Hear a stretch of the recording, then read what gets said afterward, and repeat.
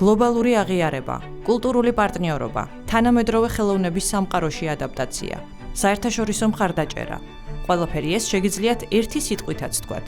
ეს სიტყვა ბერლინალეა. ამ პლატფორმაში მონაწილეობენ რეჟისორები და პროდიუსერები, მსახიობები და სცენარისტები, ფესტივალის ჟიური, კინოკრიტიკოსები და ჟურნალისტები, კომპანიის წარმომადგენლები. იმართება საქმიანი საუბრები, საჭირო შეხვედრები, ეცნობიან ერთმანეთს, ცვლიან იდეებს, აფინანსებენ პროექტებს. თუმცა არიან ისეთებიც, ვისაც კულტურული ან საქმიანი საუბრები ნაკლებად აინტერესებთ. მათ სხვა როლი და გეგმები აქვთ. ეს თამარ ტატიშვილია, ანოტაციის მიხედვით პრესკონფერენციას ატარებს. გვერდით გიორგი ვაშაძის ძმა უზის. ჟურნალისტები სავარაუდოდ საქართველოს კულტურული სიახლეების ან საინტერესო პროექტების მოსასმენად მივიდნენ, მაგრამ მათ მედიისთვის ხმაურიანი ბრალდებები მოამზადეს. ჯერ გაცნობის დროა. ტატიშვილი ამბობს, რომ თითოეული მათგანი რეჟისორია, რომ ისინი საუკეთესოები ფილმების გადაღების პროცესში არიან. და ეს დაამტკიცეს კიდეც. თუმცა იქვე ამ ნიჭიერი თავების არც ვინაობას უმხელს ჟურნალისტებს და არც იმ შედევრებს უსახელებს, რომელიც შექმნეს.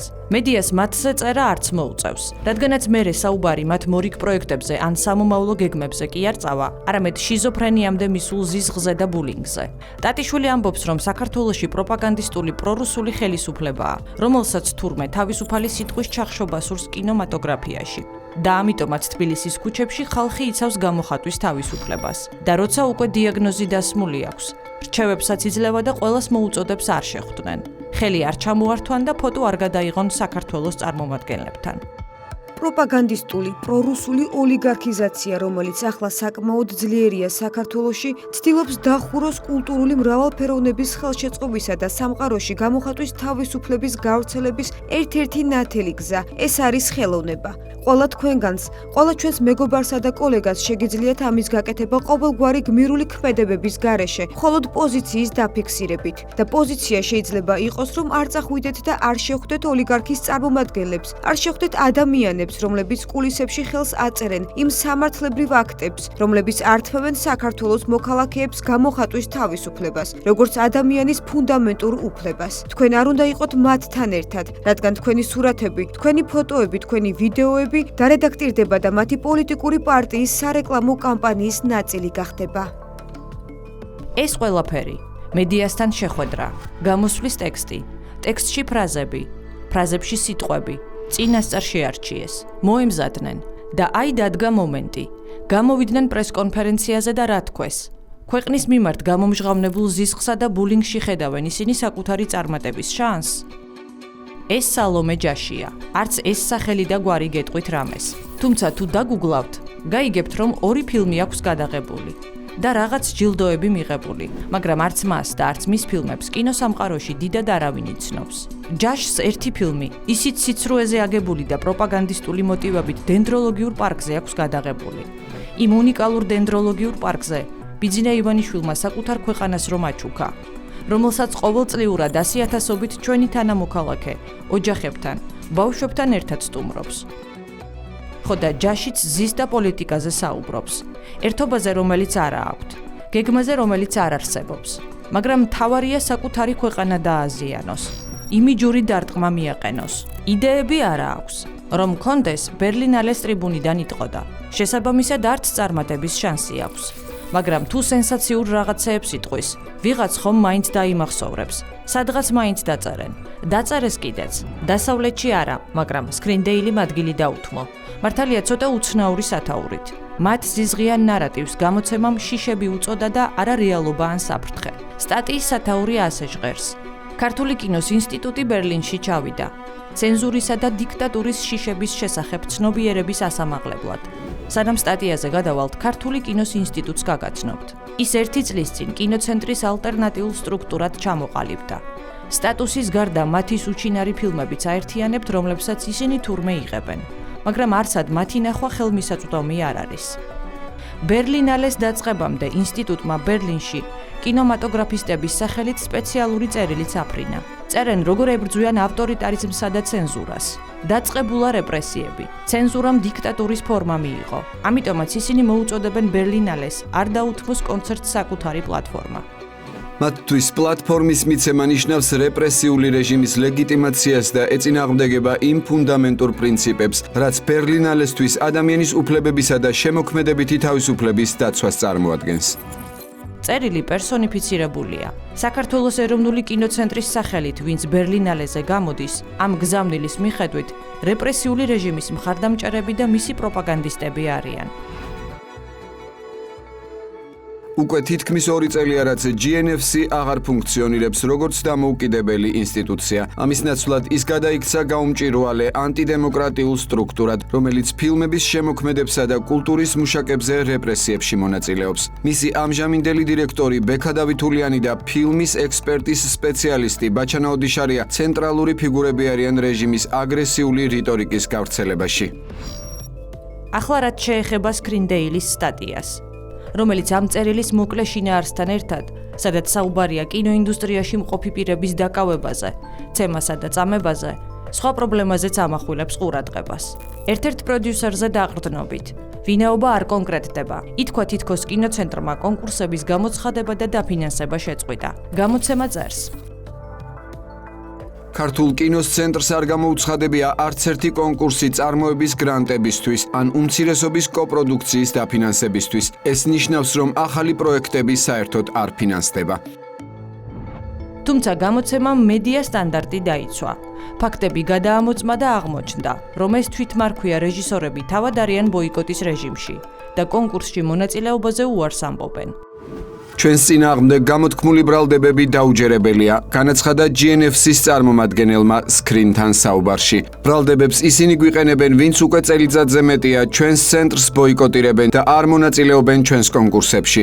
გასულ წელს ჩვენ გამოვაცხადეთ 10-ზე მეტი მოთხოვნა დაფინანსებაზე, თუმცა ბოიკოტირებულმა პროდიუსერებმა გადაწყვიტეს ჩვენთვის არ მოემართათ, შესაბამისად ჩვენთან კავშირი საკუთარი სურვილით გაწყვიტეს.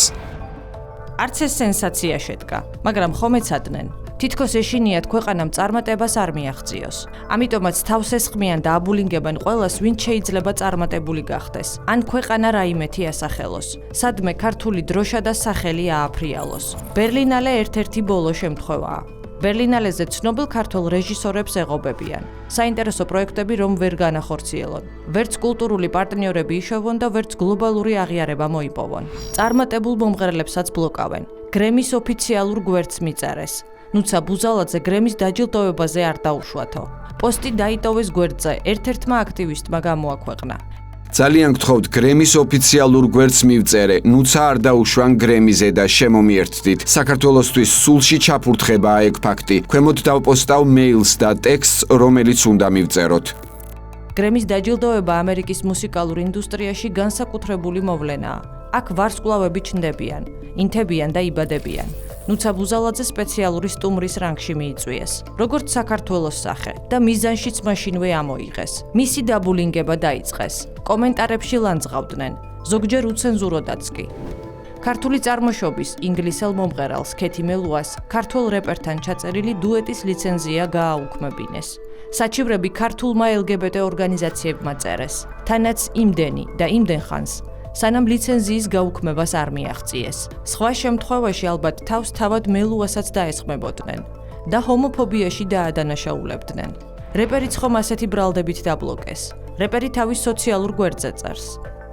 ქეთი მელუას ლეიბლმა და თავად მომღერალმა მიიღო გადაწყვეტილება, რომ გააუქმოს ჩვენი დუეტის ლიცენზია, ანუ მოითხოვეს სიმღერის აღება. მიზეზად კი დასახელდა ქართული LGBT ორგანიზაციებისგან მიღებული საჩივრების სიმრავლე.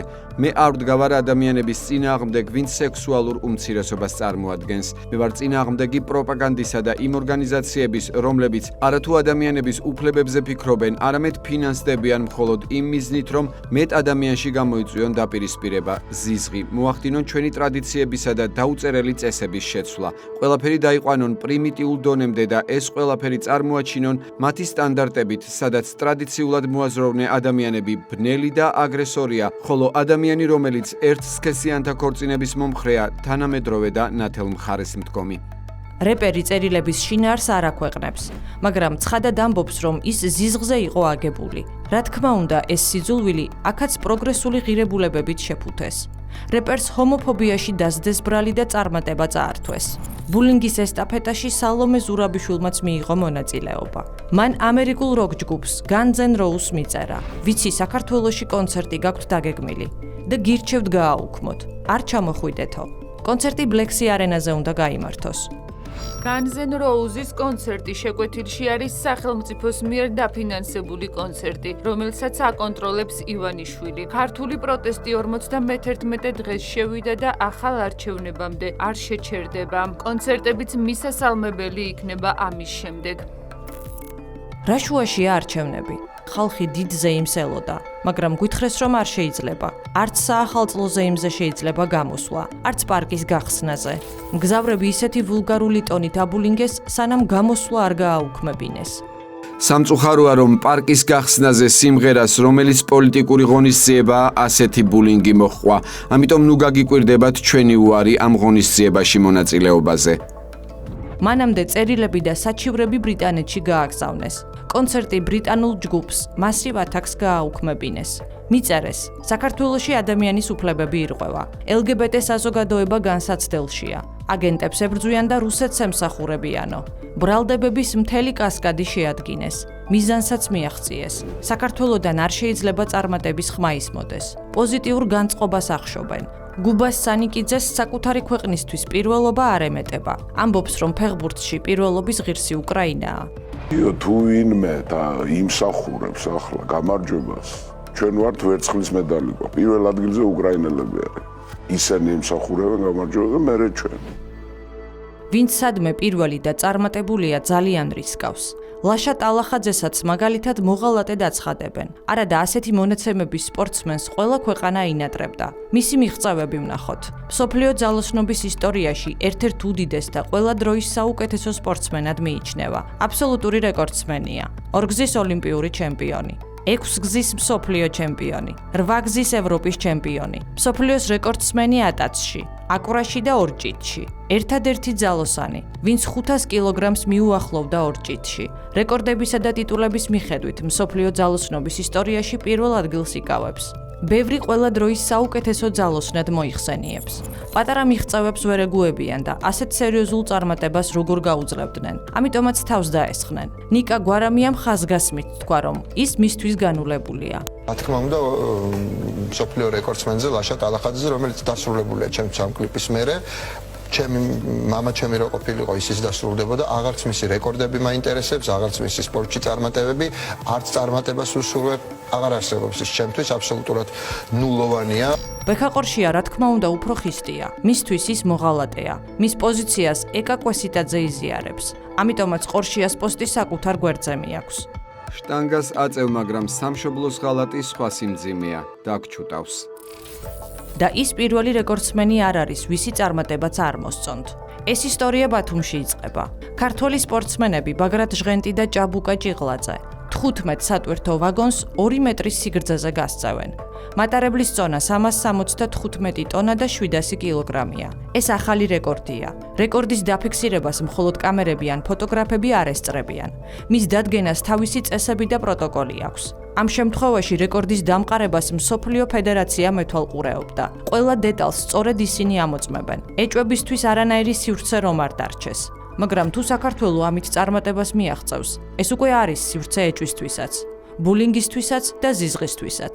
კეზერაშვილის ტელევიზია მაშინვე სკანდალს ქმნის. წამყვანები ამბობენ, რომ ეს რეკორდი დადგმულია. რეკორდი მიწოლით. რეკორდის დამყარებაში ელმავალის მიწოლა წინასწარ დაგეგმილი იყო.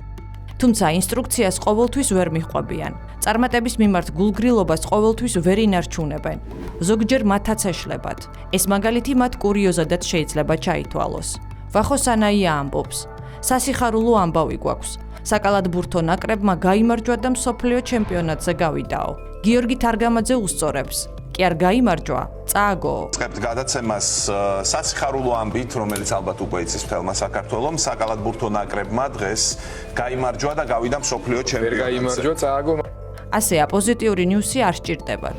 არადა ხვიჩა კვარაცხელიას სულ წარმატებები და პოზიტივები მოაქვს. მსოფლიო ფეხბურთში თავის კვალს უკვე ტოვებს.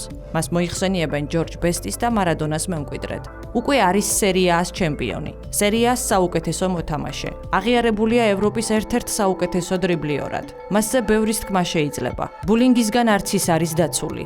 სიძულვილისა და ზიზღის ობიექტი ხშირად ხდება. ხან ჟურნალისტები ლანძღავდნენ, ხან პოლიტიკოსები, ხან ქუჩის აქტივისტები. ხვიჩა არის ფეხბურთელი, როგორც შეიძლება იყოს, ჩვეულებრივი ფეხბურთელი ესე ვთქვათ, ხო?